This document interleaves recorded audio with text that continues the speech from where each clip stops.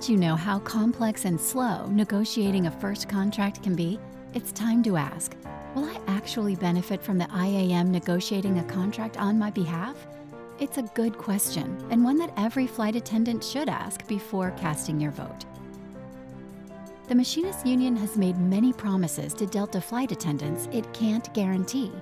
Among them is representing the individual priorities of flight attendants at the negotiating table. That's in direct conflict with a collective bargaining agreement that addresses the collective interests of a group, not necessarily the individual interests of people in that group. Where are you based? What's your seniority? What are your schedule preferences? Depending on your answers to these and any number of questions, your priorities are likely very different from many of your flight attendant peers.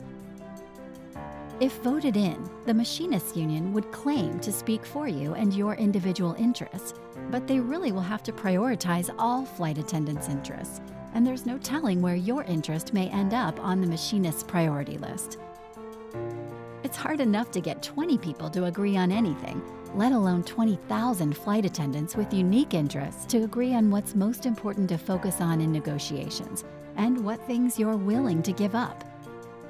Keep in mind, and this is important, the IAM has yet to demonstrate how it plans to address and prioritize topics like A-days versus full-month reserve, first-come, first-served open time pickups, crew organization, pursers, flight leaders, vacation round bidding, LODs, AFPs, and every aspect of your work rules and pay that are important to you and that would be up for negotiation.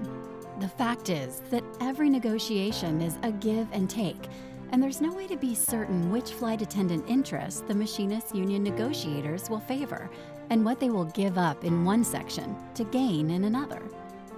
Also, it wouldn't be surprising for the IAM to try and negotiate a contract as quickly as possible by disregarding individual priorities, since it has no way to start collecting dues from you until an agreement is ratified.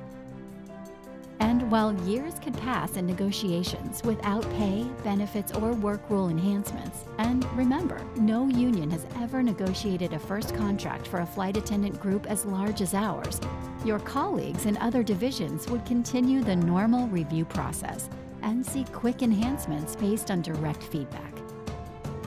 Even if the IAM were to reach a tentative agreement with Delta, it would be subject to approval or ratification by Delta flight attendants. History shows that tentative agreements are often rejected because flight attendants can't agree on the terms of the agreements. This tends to cause a great divide in the workforce and sends the two parties back to the negotiating table with no timeline or clear path to reaching another agreement.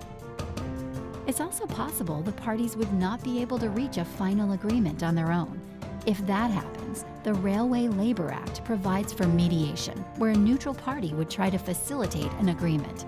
That would continue indefinitely with no deadline, unless the NMB releases the parties from the mediation process.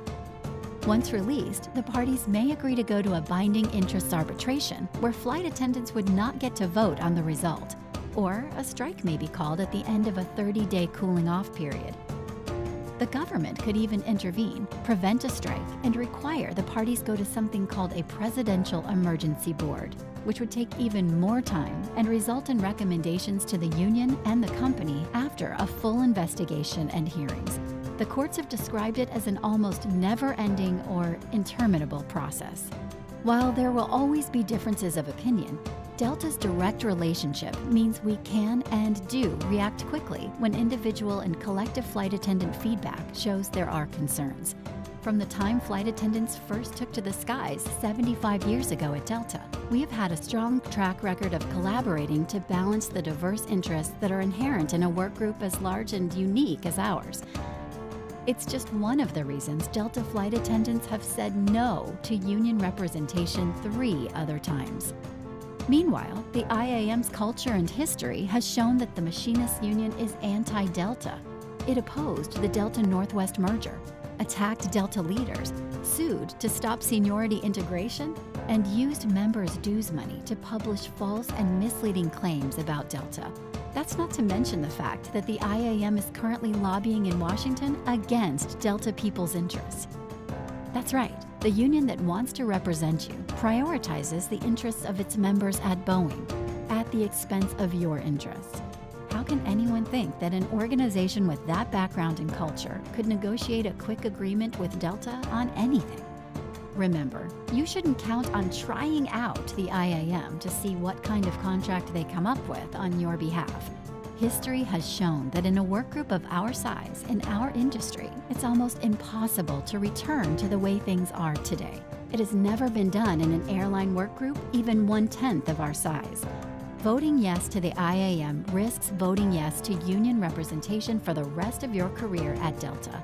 Are you willing to trade your trust in Delta for trusting the IAM? If the IAM gets in, the way it operates will change our culture. And every aspect of pay, benefits, and work rules that are important to you may be a focus for change in negotiations by the IAM. It's important to understand the machinist union track record and the lengthy processes that are part of negotiating.